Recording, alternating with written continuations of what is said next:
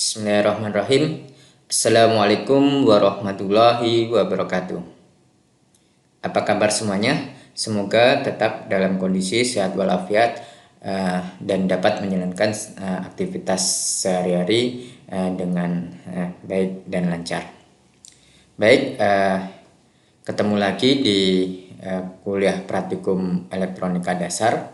Pada kali ini kita akan melakukan percobaan atau praktikum terkait dengan karakteristik dioda menggunakan software simulasi Proteus 8.9. Sebelum kita memulai terkait dengan percobaan, silahkan Anda lihat dulu penuntun atau modul yang sudah saya berikan. Dan kita mulai dahulu terkait sedikit teori tentang dioda. Mungkin kita ketahui bahwa dioda itu sebenarnya adalah gabungan dari dua buah semikonduktor. Jadi seperti ini. Kalau kita lihat, kita telah ketahui bahwa semikonduktor itu ada dua, tipe P dan tipe N. Ketika tipe P dan tipe N ini digabung menjadi satu, maka akan menjadi sebuah dioda seperti itu.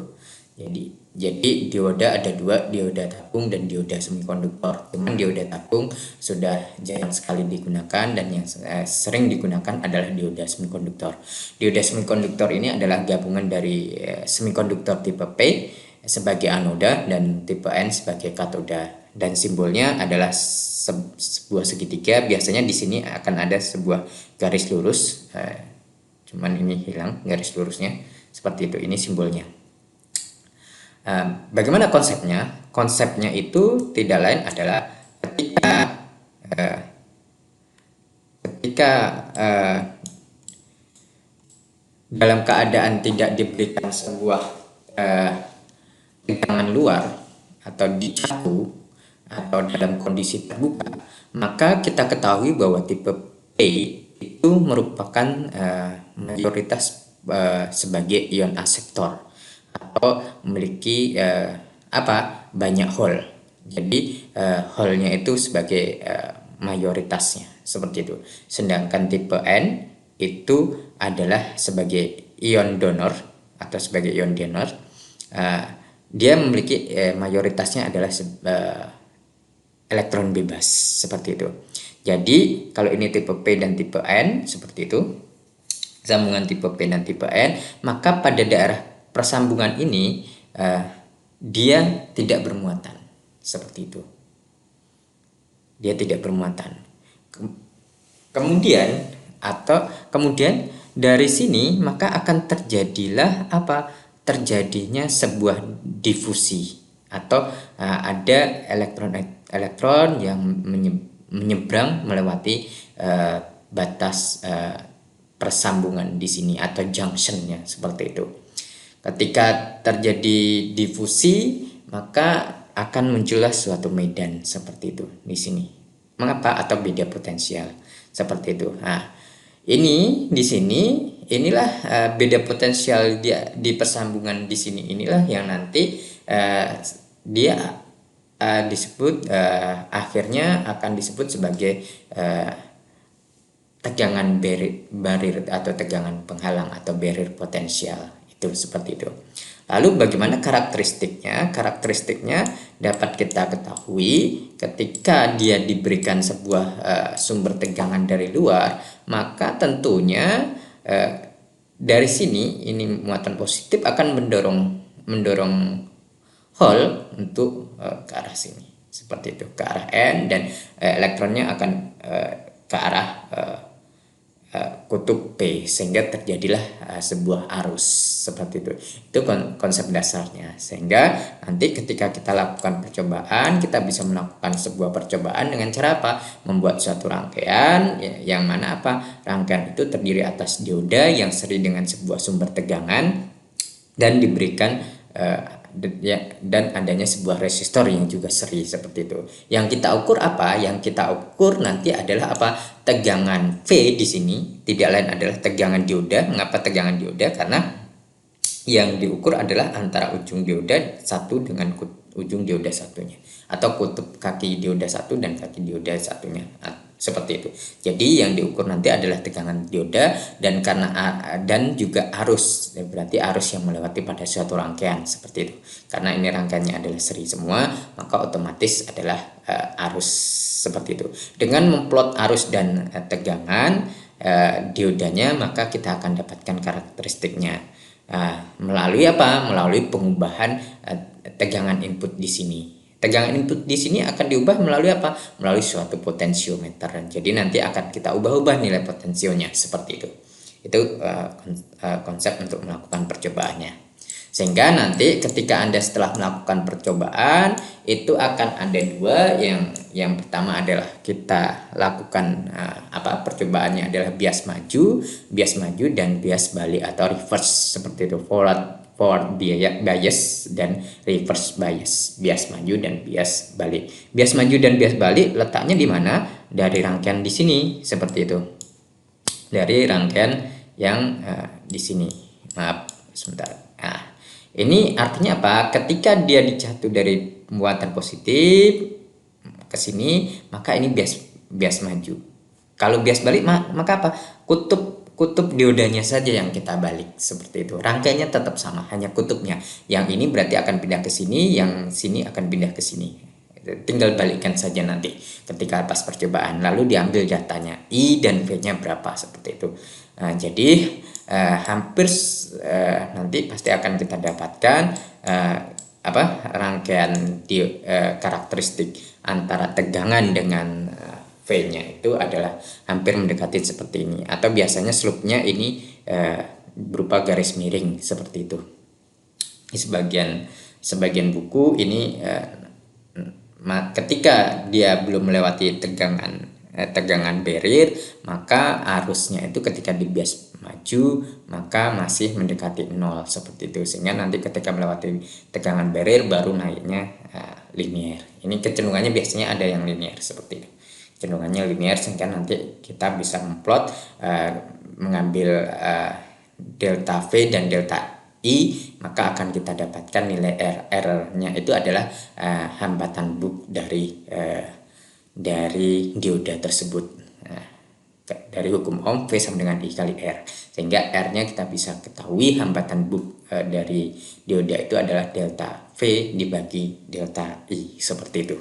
Itu terkait sedikit teori tentang karakteristik dioda. Selanjutnya kita lakukan percobaan. Silahkan Anda lihat panduannya. Tentunya komponen-komponennya apa saja yang diperlukan itu bisa kita lihat di panduannya. Pertama, buka dulu Proteusnya seperti biasanya. Kita ambil new project seperti itu. Atau di sini saya sebenarnya telah membuat karakteristik dioda, tetapi nggak masalah. Kita lanjutkan saja. Kita ambil new project, kita ganti namanya, silahkan percobaan karakteristik dioda, percobaan karakteristik dioda. Kita nextkan. Kalau Anda mau menyimpan di disk mana, silahkan, seperti itu. Ini tinggal di browse ya. Kita nextkan hingga muncul finish, seperti itu. Baik, pertama tentunya kalau kita lihat dari penuntunnya itu yang dibutuhkan adalah resistor, potensio, dioda, voltmeter dan ammeter, serta sumber tegangan DC. Baik, kita lihat itu kita ambil dulu dioda atau diodes. Di sini diodes. Seperti itu, kita ambil yang rectifier, kemudian kita ambil saja yang silikon, yang di sini yang 1 ampere, ambil, sudah. Kemudian kita selanjutnya adalah resistor,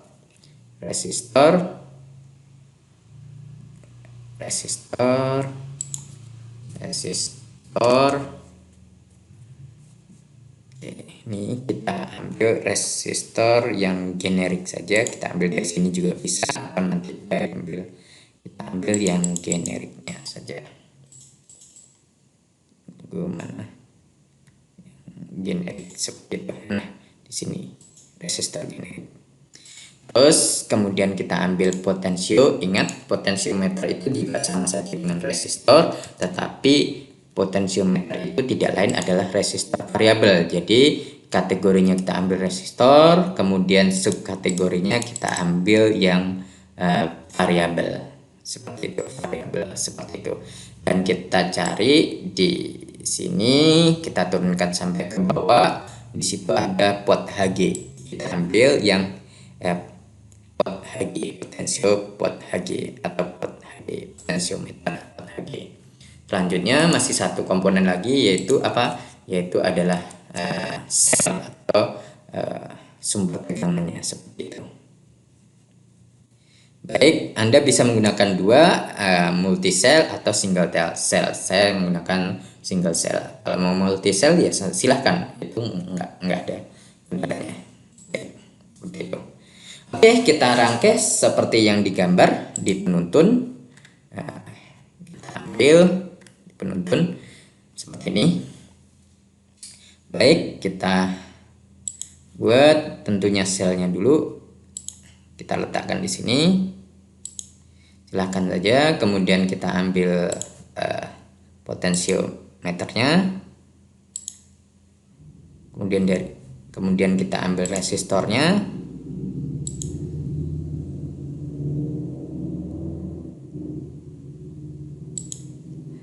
Kemudian kita ambil diodanya.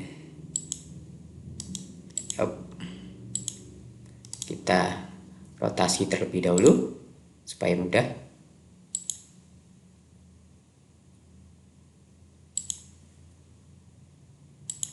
Kita hubungkan yang dari kaki satu potensio, kita hubungkan ke ground juga, kutub negatif, dan dari kutub positif baterai kita hubungkan ke kaki potensio yang ujung. Yang tengah kemana? Yang tengah nanti ke ammeter seperti itu. Dari gambar di sini yang tengah adalah ke ammeter atau ke kaki resistor. Maaf, bisa juga.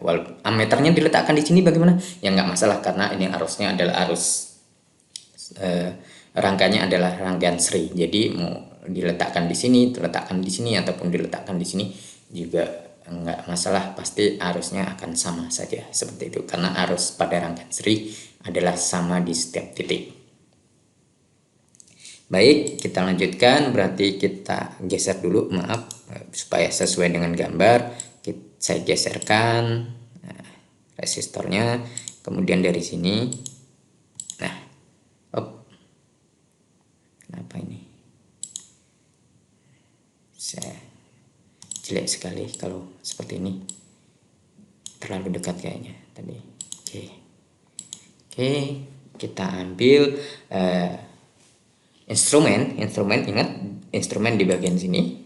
Instrumen kita ambil tentunya karena DC, berarti ammeternya adalah ammeter DC seperti itu. Jangan terbalik kalau ketika kita melakukan percobaan secara offline atau secara langsung. Tapi kalau pakai simulasi nanti akan ada tanda minusnya seperti itu. Kemudian volt DC seperti itu. Oke, volt DC seperti ini.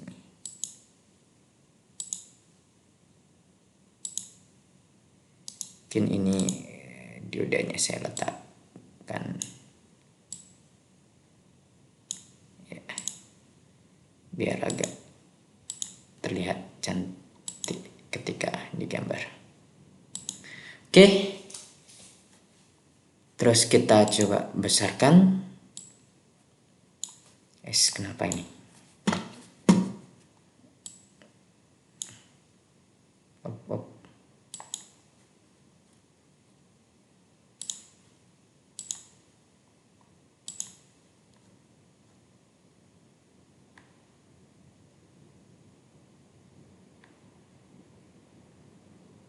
Oke, terlebih dahulu digambar baterainya adalah 12 volt. Nanti di percobaan silahkan dibaca penuntunnya, baterainya 12 volt. Maka kita ganti terlebih dahulu baterainya 12 volt dan potensionya 10 kilo. Baik, kita ganti terlebih dahulu potensionya 10 kilo, klik kanan, edit properties, kita ambil ini 10 kilo. Kita pastikan resistornya juga 10 dan baterainya, sumber baterainya adalah 9 volt, bisa 12 volt juga bisa, seperti itu. Kita pakai saja 9 volt misal. Baik, selanjutnya kita lakukan running sehingga kita bisa lihat berapa nilai arus yang terbaca dan nilai tegangannya pada dioda. Running, di sini masih 0, maka karena arusnya kalau kita lihat karakteristiknya dia berada pada arus satuan miliampere. Jadi kita stop terlebih dahulu, kita ganti, kita edit dulu propertiesnya, kita ganti satuannya jadi miliampere seperti itu. Baik, kita run, kemudian kita run. Bagaimana mengubahnya supaya arusnya 0? Caranya nanti tinggal kita bisa klik di sini. Tapi kalau di sini ini potensionya nggak bisa sampai 0%. Jadi Anda tinggal naikkan di sini, ini sampai 0%. Kalau 0% berarti dia tentunya kalau 10 kilo, 0% dari 10 kilo ya 0, seperti 0 kilo. Kemudian nanti ketika Anda mau nambah kan bisa Anda tambah misalkan 4%, berarti 4% dari 10 kilo itu berapa ohm, berapa kilo ohm, seperti itu.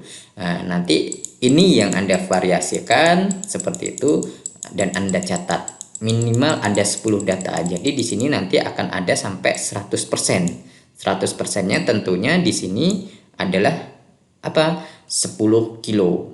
Nah, seperti itu. Mengapa 10 kilo? Karena kita tadi menggunakan potensio 10 kilo. Jadi nanti silahkan dan Anda variasikan, mungkin bisa kenaikannya setiap 10%, 10%, atau 5%, 15%, atau berapapun. Yang penting Anda dapatkan minimal 10 data supaya untuk masing-masing percobaan minimal 10 data. Semakin banyak data maka pola grafik yang dibentuk nanti akan semakin bagus, seperti itu. Tetap ingat, catat berapa arus, berapa tegangannya. Ingat di sini nggak ada tanda minus, berarti pemasangan alat ukurnya sudah benar, seperti itu. Baik, ini untuk bias maju. Jadi nanti tinggal Anda variasikan di nilai potensio ini. Bisa Anda, kalau Anda pakai klik yang di sini, maka dia akan turunnya 1%, 1%, atau naiknya 1%, 1%. Tetapi ketika Anda klik yang pas di sini, maka bisa drastis turun dan naiknya, seperti itu. Saya sarankan Anda bisa menggunakan yang di sini supaya nanti terjadi kenaikan yang stabil, seperti itu.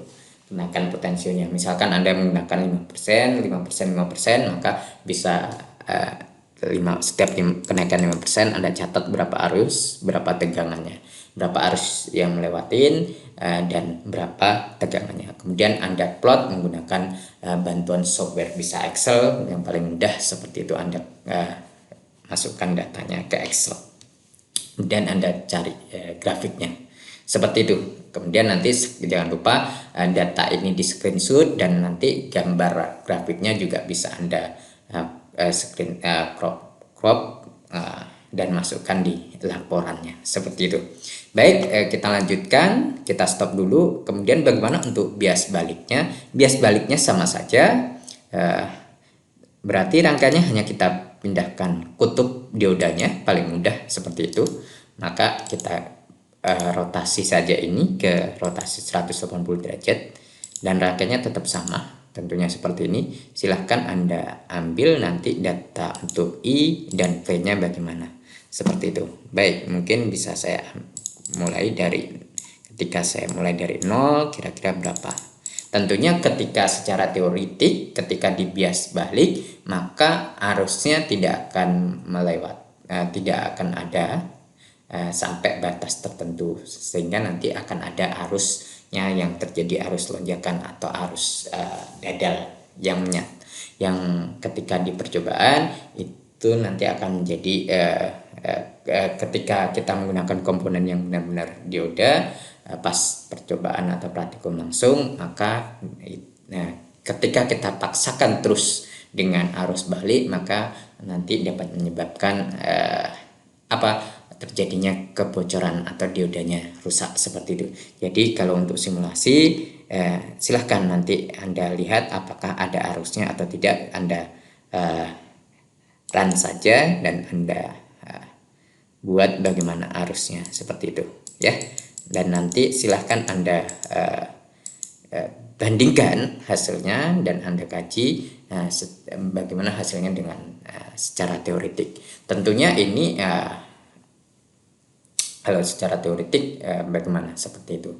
Dan kalau kita menggunakan ini percobaan langsung, tentunya pasti nanti akan ada arus tapi sangat kecil sekali seperti itu. Arus itu dihasilkan dari mana? Tidak lain adalah dari minoritas seperti itu, pembawa minoritas dari awal bahan semikonduktornya. Dalam hal ini semikonduktor P dan semikonduktor N. Nah, seperti itu. Ini untuk bias baliknya atau sering disebut dengan reverse bias seperti itu. Silahkan Anda ubah-ubah minimal 10 data untuk sampai mendapatkan 10 data.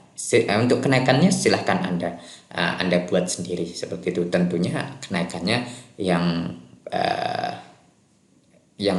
konstan harapannya supaya datanya nanti bagus. Misalkan 5, setiap kenaikan 5, 5, 5, 5, 10, 10, 10 atau 8, 8, 8 seperti itu dan sebagainya. Yang jelas semakin banyak data yang Anda peroleh dari percobaan ini, nanti Anda plot ke suatu grafik, maka grafiknya akan semakin bagus seperti itu. Mungkin ini dahulu terkait dengan percobaan karakteristik dioda. Semoga video ini bermanfaat. Saya akhiri. Assalamualaikum warahmatullahi wabarakatuh.